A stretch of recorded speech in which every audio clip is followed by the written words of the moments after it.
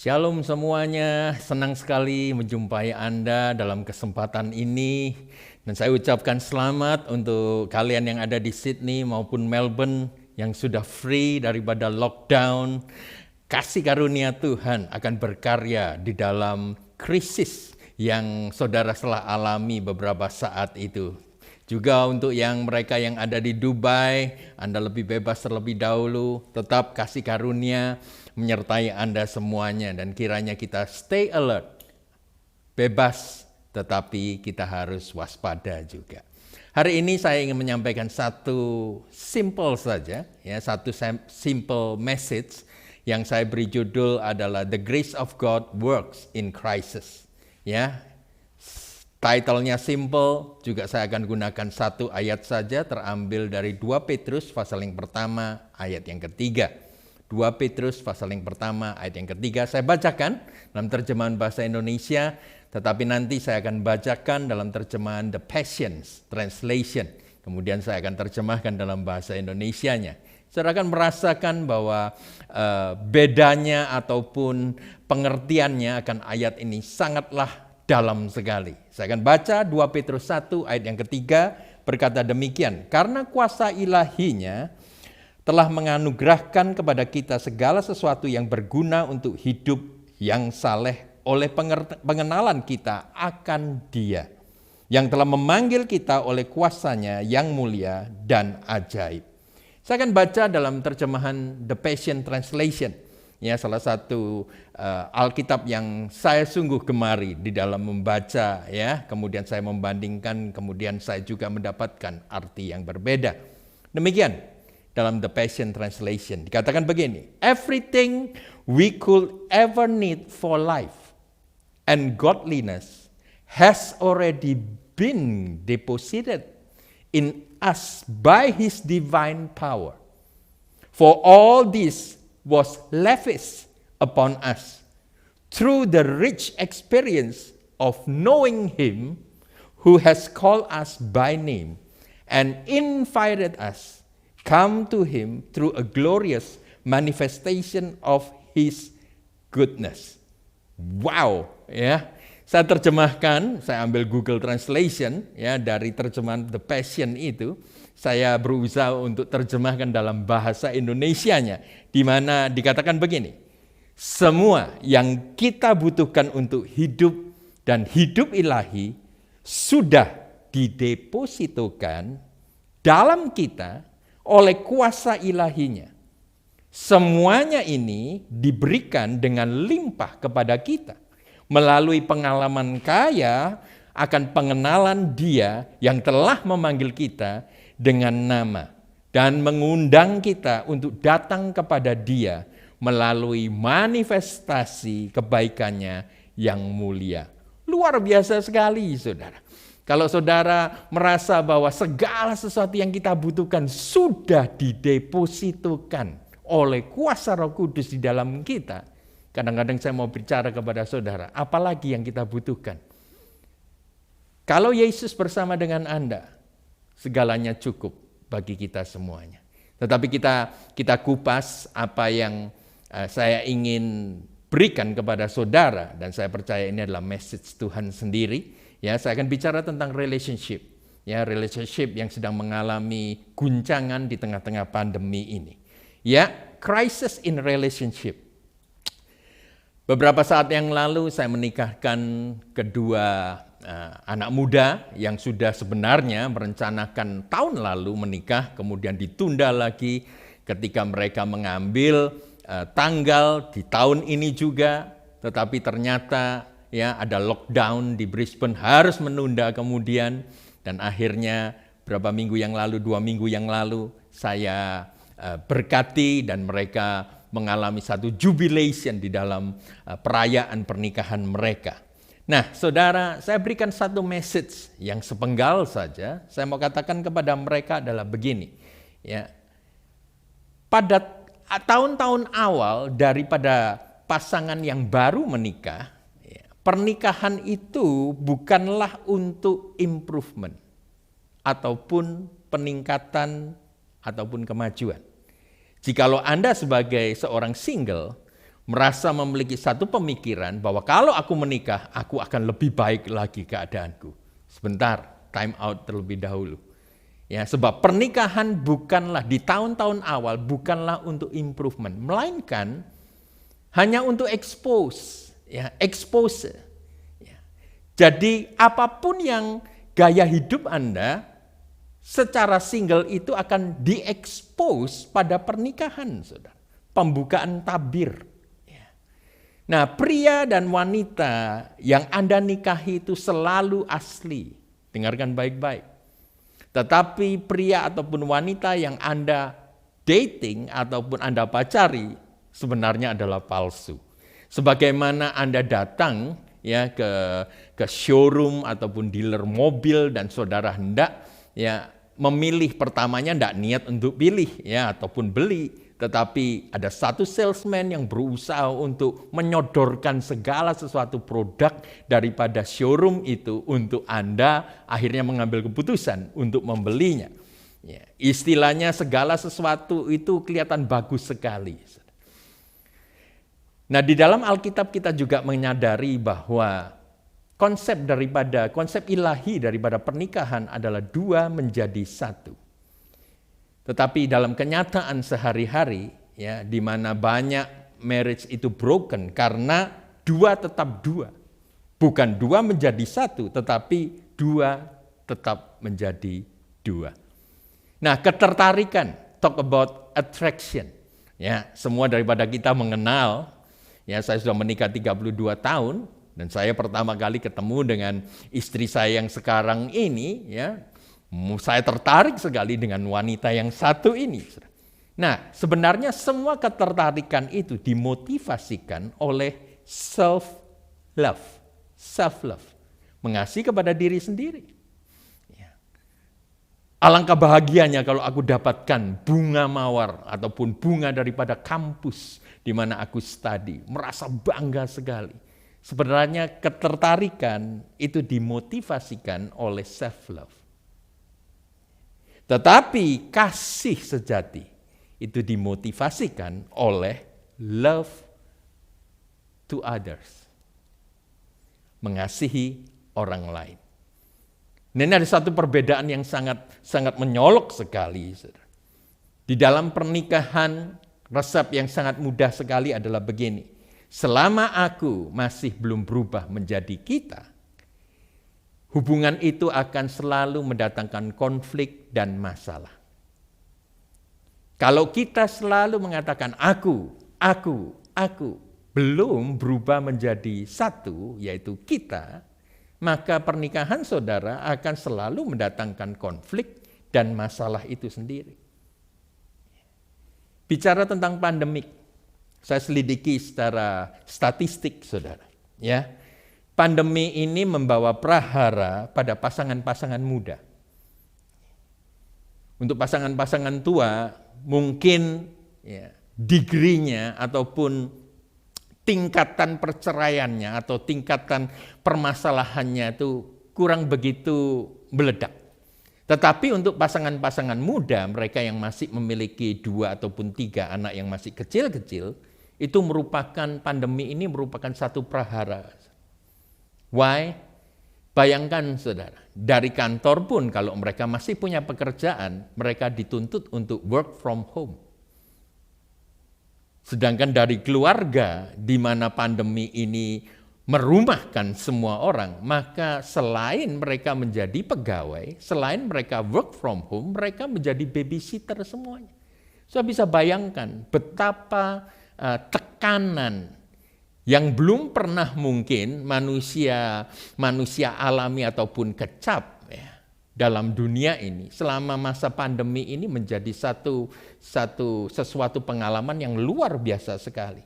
Emosi yang biasanya cuma muncul sekali-kali, sekarang 24/7, 24/7. Di mana-mana ketemu dengan istri, di mana-mana ketemu dengan suami, ya di mana-mana ketemu dengan anak-anak ini.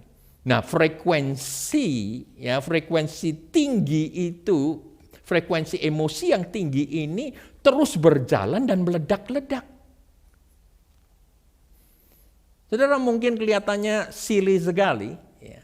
Kadangkala kalau kita baru keluar, ya mungkin beli grocery dan lain sebagainya. Kemudian ketika kita masuk rumah kita, kemudian kita dengarkan suara istri kita katakan begini, cuci tangan, mandi, ya cuci bajumu. Saudara, 1-2 kali, no problem. Tapi kalau terus-terusan selama 2 bulan, selama hampir 2 tahun ini, is a big deal. Is a big deal. Kita akan menjadi satu ganjalan dalam hati yang kadang-kadang kita mau marah tapi ternyata benar juga. Kebanyakan daripada pasangan-pasangan muda ataupun Anda yang melihat tubuh kita ini tidak pernah terjamah oleh corona ataupun COVID-19. Tetapi emosi kita benar-benar terkapar oleh karena COVID-19 ini. Emosi di mana kita ini dihabisin, ya istilahnya semangat hidup kita ini benar-benar tiarap sudah. Di rumah tangga antara suami dan istri, hubungan mereka sudah tidak ada respect, sudah tidak ada kasih lagi. Bahkan ritme pernikahan itu sudah mengalami koma. Kita tidak tahu apakah masih bisa ada kehidupan di dalam ritme pernikahan. Karena kasih sudah lenyap, respek sudah lenyap. Padahal kedua pihak ini, ya kasih adalah makanan emosi daripada sang istri dan respek adalah makanan emosi daripada sang suami. Itu sangat dibutuhkan dalam keseharian. Harus saling melayani, harus saling menyuapi, harus saling memberikan apa yang menjadi makanan emosi dari pihak masing-masing. Saya selidiki saudara, sebelum setiap perceraian itu terjadi, selalu terjadi satu hal ini, yaitu perenggangan emosi. Ya, perenggangan emosi. Nah, di mana-mana kita lihat saudara, baik di dalam gereja Tuhan maupun di luaran lagi di dunia ini, perceraian, ya broken home ataupun broken marriages ada di mana-mana. Nah, itu menimbulkan satu pertanyaan bagi kita. Lah, krisis ini yang menyebabkan ya yang terjadi pada pernikahan ini sebenarnya ya, disebabkan oleh apa? Nah, saya mau berikan kepada saudara yaitu mengenai the world of marriage, dunianya pernikahan. Sebenarnya pernikahan Anda dan pernikahan saya, ya pernikahan orang tua kita, pernikahan kita semua yang ada di atas muka bumi ini, hidup di 3, ya ada yang 3, ada yang 2, tapi kita orang yang percaya hidup di 3 dunia. Praise the Lord, 3 dunia. Saya tidak bisa bayangkan cuma ada di 2 dunia saja. Mungkin Anda bertanya, apa Pak Hani? Saya jelaskan terlebih dahulu. Ya. Pernikahan Anda dan saya hidup di 3 dunia. Dunia yang pertama, ya, your marriage live in the world of Genesis chapter 2. Pernikahan Anda hidup di dalam kitab Kejadian pasal yang kedua. Itu dunia yang pertama. Kemudian dunia yang kedua adalah pernikahan Anda dan saya hidup di kitab Kejadian pasal yang ketiga. Kemudian yang ketiga, praise the Lord, pernikahan Anda dan saya hidup di dalam dunia 2 Petrus 1 ayat yang ketiga. Ayat yang sudah saya bacakan kepada saudara. Masih ingat apa artinya? Semua kebutuhan kita untuk hidup dan hidup ilahi itu sudah didepositokan oleh kuasa ilahinya di dalam setiap kehidupan kita. Nah, ini lebih menarik sekali. Ya, lebih menarik kita bahas masing-masing. Dunia yang pertama terlebih dahulu, the world of Genesis, ya, the world of marriage through the lens of Genesis chapter 2. Saudara harus tahu bahwa yang punya ide pernikahan itu bukanlah manusia, bukanlah Adam. Dikatakan pada waktu Adam sendirian pun dia tidak merasa membutuhkan siapa-siapa. Justru Tuhanlah, Bapalah yang merasa bahwa tidak baik kalau manusia itu seorang diri saja. Maka diciptakannya ya Hawa itu dari tulang rusuk. dari Adam itu sendiri. Jadi ide pernikahan, sekali lagi, ide pernikahan datangnya daripada Bapa, bukan manusia. Seringkali saya katakan kepada pasangan-pasangan ya yang baru menikah, marriage is not for you, but marriage is for God. If you know the purpose of marriage. Nah, kita lihat di Kejadian pasal yang kedua, ternyata Tuhan memberkati pernikahan. Haleluya. Pernikahan kita benar-benar mengalami berkat Bapa sendiri. Nah, itu kenyataannya kita hidup di dalam Taman Eden, ya. Orang nenek moyang kita, Adam dan Hawa, kalau kita lihat dari kitab Kejadian 2, mereka itu sangat diberkati. Mereka tidak butuh apa-apa. Mereka bahagia di sana. Mereka kecukupan di sana. Mereka tidak perlu kerja di sana. Mereka berfellowship dengan Bapa itu sendiri. Apa yang dikatakan Bapa selalu yang akhir daripada penciptaan. Sebelum dia beristirahat selalu dikatakan it's good, it's very good. Saudara, pernikahan sebenarnya, ya kalau kita bisa cium pernikahan secara panca indera, itu benar-benar beautiful, benar-benar fragrance-nya itu sangat wangi sekali. Dan pernikahan adalah gorgeous. Ya. Bahkan Tuhan katakan apa yang dipersatukan oleh Allah, janganlah manusia menceraikannya. Why? Sebab, sekali lagi, pernikahan adalah ide daripada Bapa. Bukan mau-maunya Anda sendiri. Kalau Anda bisa dapatkan wanita idaman Anda ataupun pria idaman Anda, bukan karena saudara hebat, karena ada rencana Tuhan yang bekerja di dalam pernikahan Anda. Pernikahan Anda pasti memiliki tujuan dan pastilah memiliki berkat tersendiri. Nah, kita lihat sekarang broken marriages. Mengapa bisa terjadi broken marriages di atas muka bumi? Bukan karena marriage itu is the problem. Bukan. Sebab sekali lagi institusi ini, pernikahan itu didirikan oleh Tuhan, Sang Pencipta. Kalau Dia yang menciptakan, tidak mungkin rusak ataupun tidak berfungsi lagi. Tetapi saudaraku yang kasih, kenapa kita lihat broken marriages? Sebab kita tidak lagi hidup di Kejadian pasal yang kedua.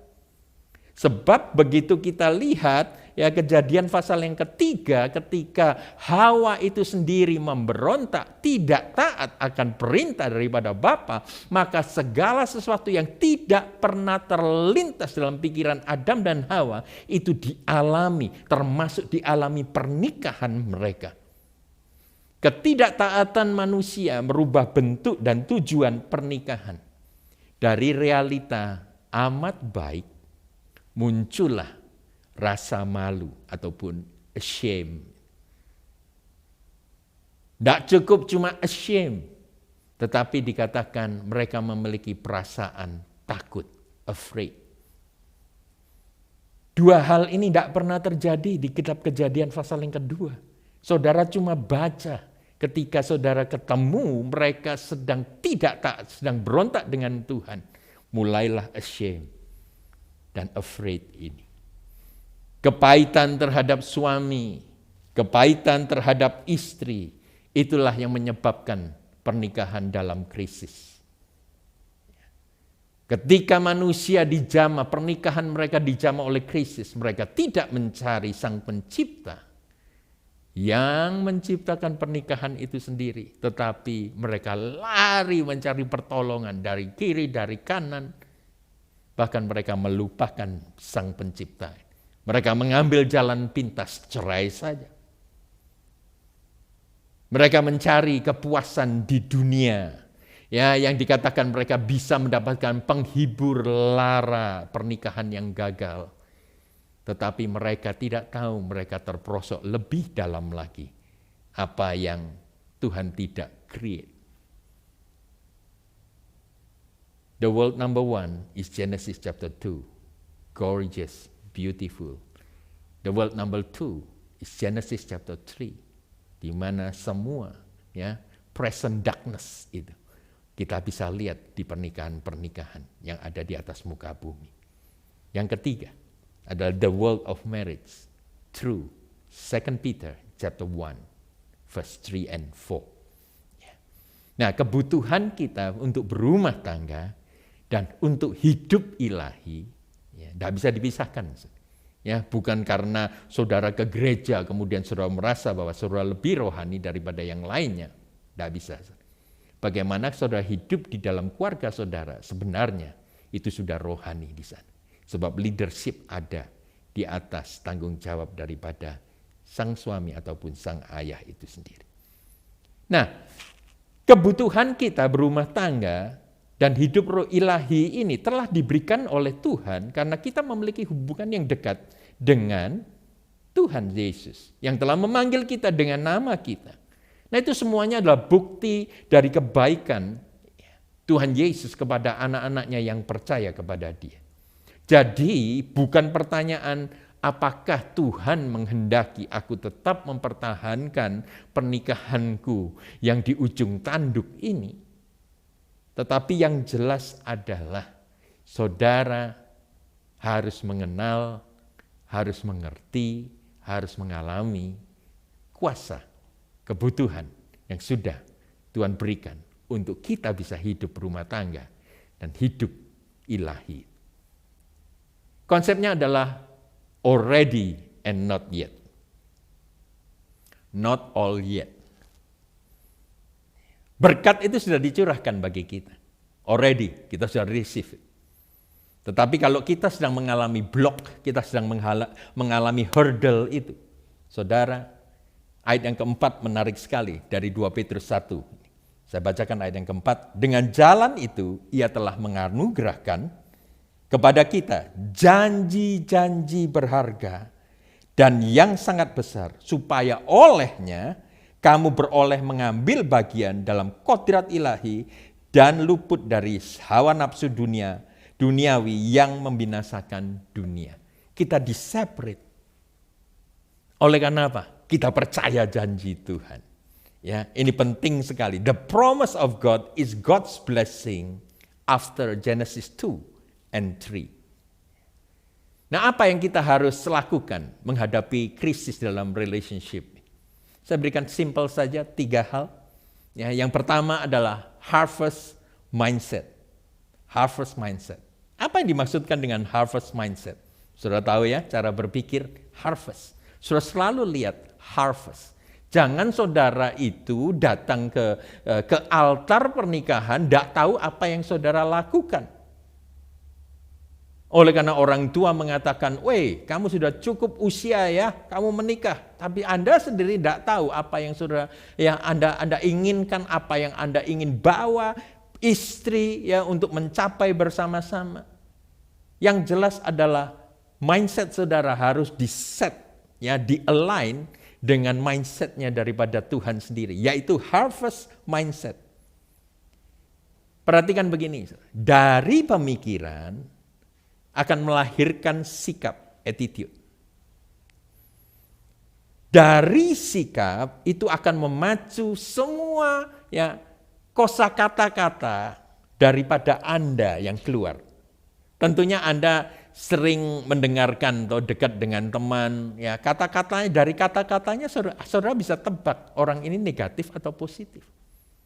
Jadi dari pikiran melahirkan sikap. Dari sikap melahirkan kata-kata. Dari kata-kata melahirkan action, tindakan. Dan dari tindakan yang kita lakukan dari hari demi hari akan melahirkan satu habit, satu kebiasaan. Dan kebiasaan ini akan melahirkan satu destiny dari kehidupan saudara dan saya. Kalau kita memiliki harvest mindset, apa yang kita tabur dalam pernikahan kita? Apa sih? Tanya kepada saudara sendiri, apa yang sudah aku tabur dan apa yang aku mau tabur di dalam pernikahanku yang sudah berusia 32 tahun, 35 tahun, atau mungkin masih 3 bulan. Benih apa yang ada di tangan? Benih apa yang ada di dalam mulutmu? Saudara berkata-kata, itu menabur benih. Saudara berkata-kata positif, itu menabur benih unggul. Apakah kasih karunia bekerja dengan leluasa? Pertanyaan yang selanjutnya. Kalau sudah memiliki harvest mindset, saudara harus katakan begini, aku tidak cuma yang menabur dengan kekuatanku sendiri. Apakah kasih karunia bekerja dengan leluasa?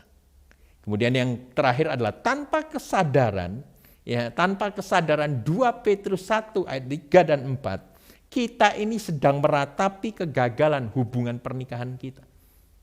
Kita tidak tahu apa yang harus kita lakukan, apa yang harus kita buang, apa yang kita harus tambahkan dalam keseharian pernikahan kita.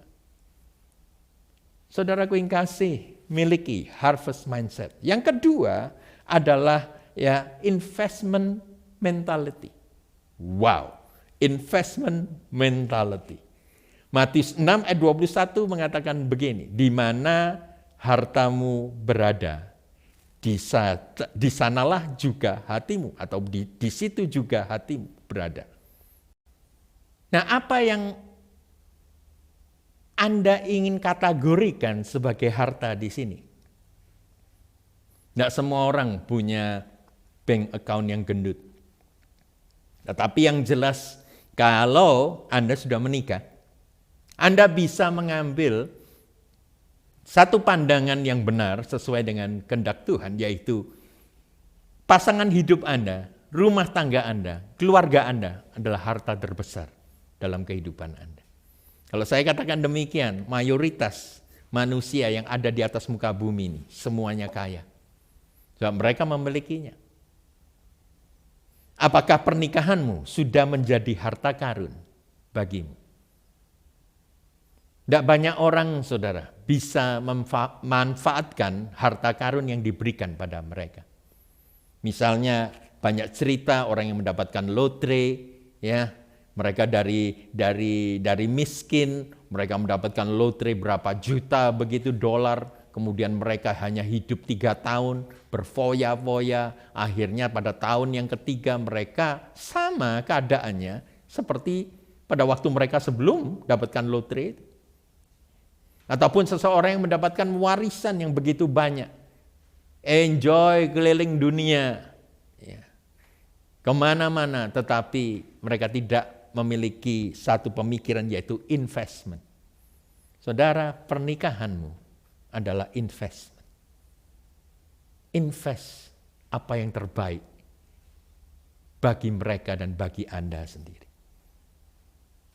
Apakah juga Anda jaga harta karun ini ataupun marriage Anda dengan ketulusan dan kekudusan, bahkan kesetiaan daripada Allah sendiri?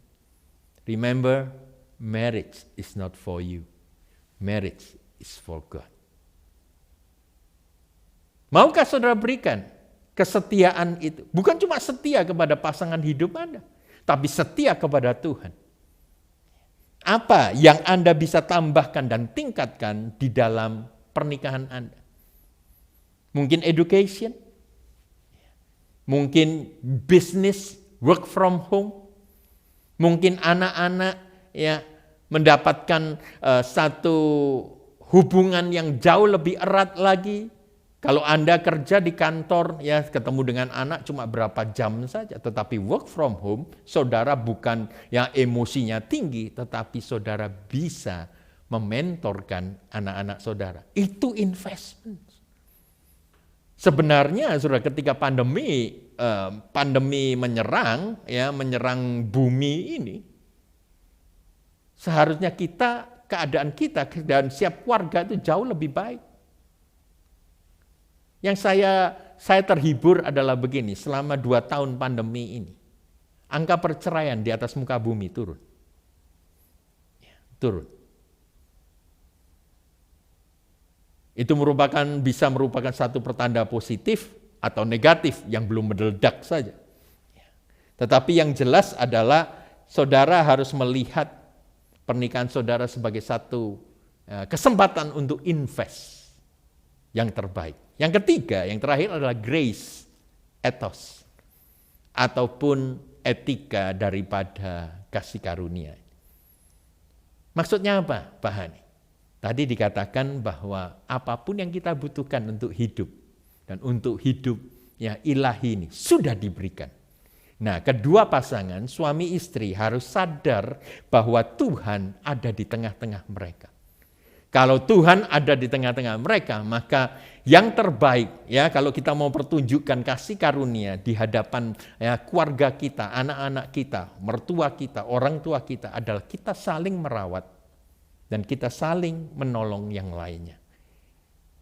Plus tentunya saling mengasihi. Adanya grace bukan juga berarti semua diizinkan ataupun semua diampuni. Kalau kita pasangan hidup kita melakukan satu kesalahan, kita tidak bisa oleh karena ada the grace of God, ya kita tutup mata saja. Sebentar. Tutup mata akan menyebabkan ya yang salah akan menjadi benar. Yang benar akan menjadi salah. Tetapi the grace of God yang berjalan, yang beroperasi di tengah-tengah krisis ini adalah berdiri di atas kebenaran. Yaitu kalau wrong is wrong, right is right. Nah, itulah yang akan menyebabkan kita berdua, pasangan suami istri itu menjadi dewasa. Oh, tentunya kedewasaan menuntut perubahan. Ya, perubahan dari hari ke hari menuju kesamaan seperti Kristus. Transformasi kita dimampukan oleh kuasa Roh Kudus. Saudara lihat di sini, 2 Petrus 1 ayat 3 dan 4. Bagaimana kita bisa meninggalkan dunia pernikahan kita di Kejadian 2 dan Kejadian 3. Dan kemudian kita berjalan, journey, ya, berjalan bersama dengan Tuhan, bersama dengan kuasa Roh Kudusnya, bersama dengan pasangan hidup kita, bersama dengan anak-anak kita, bersama dengan rumah tangga kita, berjalan menikmati penebusan, ya, daripada kegagalan manusiawi kita. Luar biasa, saudara. Nah, ini tips saya. Get over the crisis. Kalau saudara masih di sana mengalami krisis rumah tangga, krisis ya hubungan, saya ingatkan sekali lagi, have harvest mindset. Milikilah juga investment mentality. Karena pernikahan adalah pemberian dari Tuhan. Oleh karena itu, saudara harus rawat dan saudara harus sayangi. Yang ketiga adalah grace ethos. Oleh karena kasih karunia Tuhan, kita bisa mendapatkan jalan keluar dari semua krisis. Krisis saudara harus kita hadapi, bukan kita lari daripadanya. Dan kita akan menjadi apa yang Tuhan kehendaki. Dan pastilah bersama Roh Kudus kita akan lakukan yang terbaik. Ini doa saya, biarlah rumah tangga yang melihat, yang diberkati dengan firman Tuhan yang sangat sederhana ini, 2 Petrus 1 ayat 3 dan 4, akan mengalami transformasi dari krisis menjadi satu kemenangan yang mutlak. Tuhan memberkati. Ayo kita doa. Bapa yang kekasih di dalam nama Yesus, terima kasih Tuhan untuk setiap pasangan rumah tangga yang menonton ataupun menikmati hadirat-Mu melalui pembacaan firman Tuhan. Dan hamba yakin Tuhan, bahwa Engkau memberkati setiap pernikahan mereka. Engkau mencukupi setiap rumah tangga, kebutuhan rumah tangga yang mereka ingin dapatkan. Dan hamba yakin percaya, Engkau sendiri akan memelihara anak-anak mereka. Bapa, terima kasih untuk kuasa Roh Kudus yang selalu bekerja di tengah-tengah krisis. Kasih karunia-Mu cukup untuk kami bisa mendapatkan jalan keluar. Siapa jalan itu? Kami percaya namanya Yesus. Terima kasih Tuhan untuk anugerah-Mu, dan biarlah kami mempraktekkan segala sesuatu yang kami dengar. Kami dipanggil bukan untuk menjadi pendengar, melainkan pelaku firman Tuhan. Haleluya. Kami alaskan doa ini di dalam satu nama yang Maha Kudus, yaitu Yesus Kristus. Tuhan memberkati. Amin. Tuhan memberkati.